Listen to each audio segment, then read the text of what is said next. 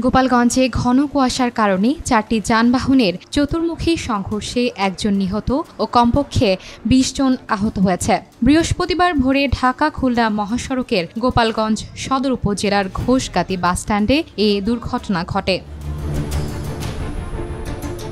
Police ও fire service জানিয়েছে, ভোরে খুলনা থেকে ছেড়ে আসা টুঙ্গিপাড়া এক্সপ্রেসের একটি যাত্রীবাহী বাস সদর উপজেলার ঢাকা-খুলনা মহাসড়কের ঘোষগাতি এলাকায় পৌঁছালে একটি ট্রাকের সাথে মুখোমুখি সংঘর্ষ ঘটে। এ সময় ঢাকা থেকে ছেড়ে আসা গোপালগঞ্জগামী একটি কাভার্ড ভ্যানের ওই দুটি যানবাহনের সাথে সংঘর্ষ হয়। এছাড়া গোপালগঞ্জ থেকে ছেড়ে আসা ঢাকাগামী আরেকটি ট্রাকের ওই 3 যানবাহনের সাথে সংঘর্ষ হয়। এতে ঘটনাস্থলে অজ্ঞাত একজন নিহত হন ও আহত হন 20 জন।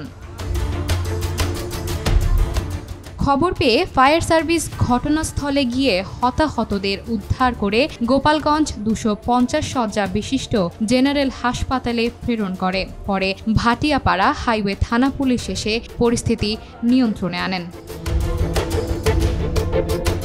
এ দুর্ঘটনার পর ঢাকা-খুলনা মহাসড়ক দিয়ে যান চলাচল প্রায় 3 ঘন্টা বন্ধ ছিল। পরে রাস্তার একপাশ দিয়ে বর্তমানে বিভিন্ন যানবাহন চলাচল করছে। এতে রাস্তার দুই পাশে শতাধিক যানবাহন আটকা পড়ে। রাস্তা থেকে বিধ্বস্ত 4টি গাড়ি সরিয়ে নিতে অনেকটা সময় লাগবে বলে জানিয়েছে ফায়ার সার্ভিস কর্মীরা। দুর্ঘটনা কবলিত যানগুলো উদ্ধার কাজ চালাচ্ছে ফায়ার সার্ভিস। তবে রিপোর্ট লেখা পর্যন্ত নিহত ও আহতদের নাম পরিচয় নিশ্চিত করতে পারেননি আইনশৃঙ্খলা বাহিনী।